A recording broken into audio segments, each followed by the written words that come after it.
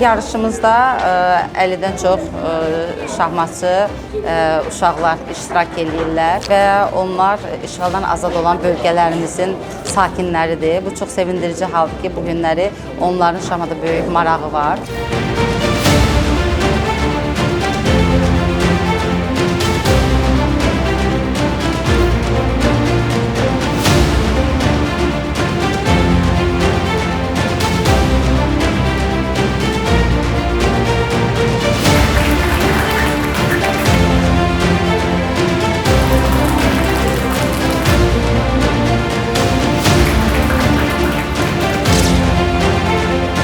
Bu yarışda mən 7 oyuna 6 qələbə qazandım və 1 məğlubiyyət və 3-cü yer tutdum.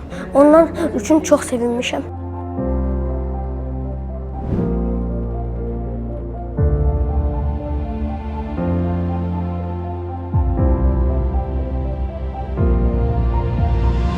Yeddi oyundan 6 oyun qazandım. Ümumiyyətlə, bu turnirdə təəssüratlarım çox yaxşı oldu. Yaxşı təcrübələr qazandığımı düşünürəm.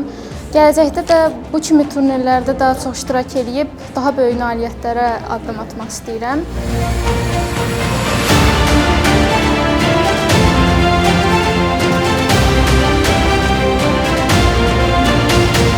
Bugünkü şahmat turnirində 7 oyundan 7 xal qazandım. Turnirin qalibi oldum. Çox sevincliyəm.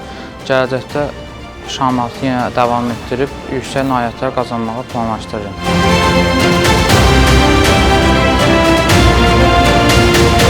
Mən ilk dərəcəm 4-cü dərəcəni 2023-ün aprel aylarında almışam.